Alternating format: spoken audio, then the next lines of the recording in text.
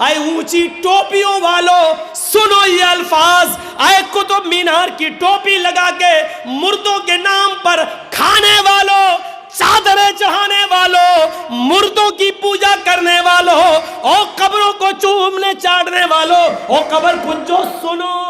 حضرت عمر فاروق نے تلوار نکال لی تھی، اللہ کے رسول صلی اللہ علیہ وسلم کا انتقال ہو گیا تھا، لیکن عمر فاروق ماننے کے لیے تیار نہیں تھے کہ نبی کا انتقال ہو گیا، جیسے آج کل ہمارے بہت سے اونچی ٹوپی والے ماننے کے لیے تیار نہیں۔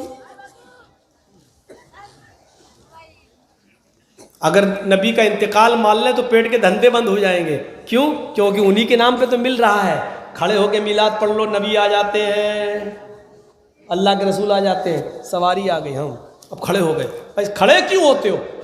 اللہ کے نبی آ گئے، ہم اس کو معلوم ہوتا ہے نبی آ گئے، اس کو معلوم ہوتا ہے کہ نبی آ گئے۔ اور اسی وقت پاکستان میں بھی کوئی پڑھ رہا ہو، اسی وقت ایران میں بھی کوئی پڑھ رہا ہو، اسی وقت امریکہ میں بھی کوئی پڑھ رہا ہو، تو اس سے پوچھو کہ اللہ کے رسول تو اکیلے پوری دنیا میں کیسے جاتے ہوں گے، اسی وقت کہاں کہاں جائیں گے؟ تو کہتے ہیں ہٹ بدتمیز۔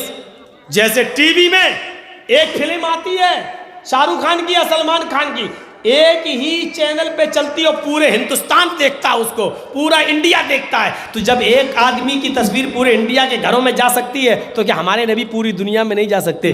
تصویر کو حقیقت پر محمول کر رہا ہے، تو اس کا مطلب یہ ہے کہ اللہ کے رسول کی تصویریں جاتی ہیں، نعوذ باللہ، اللہ کے رسول کی تصویر تو ہے ہی نہیں، تو جائے گی۔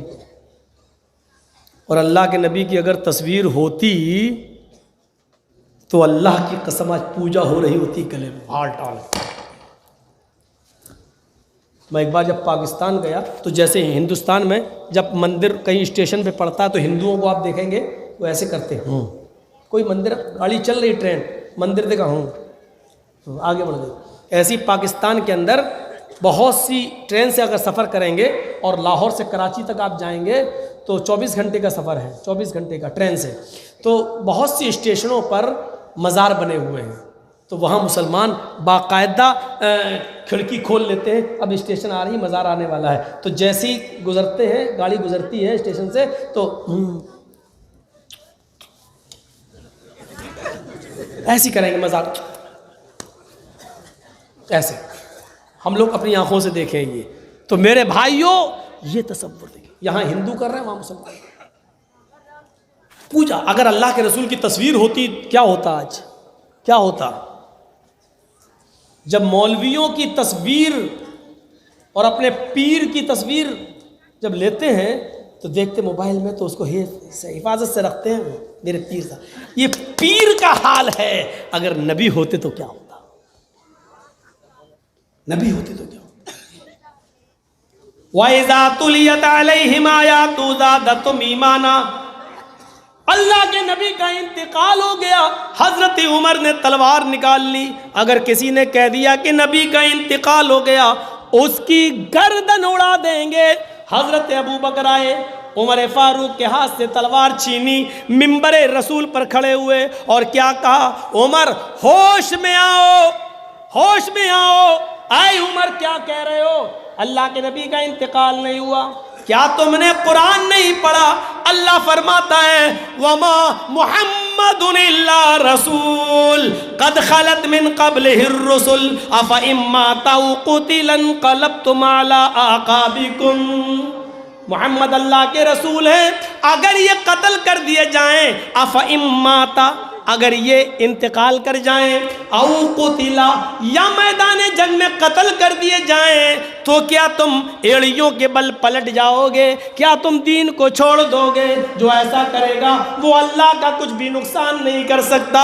یعنی نبی کو موت آئے گی، آئی، اور یہ ہے اللہ میرے نبی پر 2 موتیں نازل نہیں کرے گا۔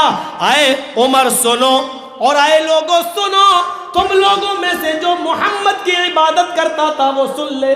بخاری شریف کے الفاظ ہیں، اے اونچی ٹوپیوں والو سنو یہ الفاظ، اے قطب مینار کی ٹوپی لگا کے مردوں کے نام پر کھانے والو، چادریں چڑھانے والوں، مردوں کی پوجا کرنے والوں، اور قبروں کو چومنے چاٹنے والوں، اور قبر پوجو سنو۔ حضرت عمر نے کہا من کان منکم یعبد محمدن، جو تم میں سے محمد کی عبادت کرتا تھا، عبادت تو اللہ کی ہوتی ہے، لیکن ابو بکر نے کیا کہا، تم میں سے جو محمد کی عبادت کرتا تھا وہ سن لے، فَإِنَّ مُحَمَّدًا قَدْ مَاتَ، محمد رسول اللہ کا انتقال ہو گیا، وہ اس دنیا میں نہ رہے۔ وَمَنْ كَانَ مِنْكُمْ يَعْبُدُ اللَّهَ حَيٌّ لَا يَمُوتُ، اور جو اللہ کی عبادت کرتا تھا وہ سن لے، اللہ زندہ ہے، وہ کبھی مرے گا نہیں۔ اے عمر ہوش میں آؤ، اللہ میرے نبی کو دو موتیں نہیں دے گا، جو موت آنی تھی وہ آ چکی ہے، اب دوبارہ موت نہیں آئے گی، میرے نبی اللہ کو پیارے ہو گئے۔ تو حضرت عمر فاروق نے قرآن کی جب یہ آیت سنی تو کیا کہا، اے ابو بکر، آج اس آیت نے میرے ایمان کو تازہ کر دیا، اور ایسا لگ رہا جیسے قرآن آج ہی نازل ہو رہا۔ قرآن کی آیتیں جو سنتے ہیں ایمان میں اضافہ ہو جاتا ہے۔ مسجدوں سے سنو، مولویوں سے سنو، ایمان میں اضافہ ہونا چاہیے۔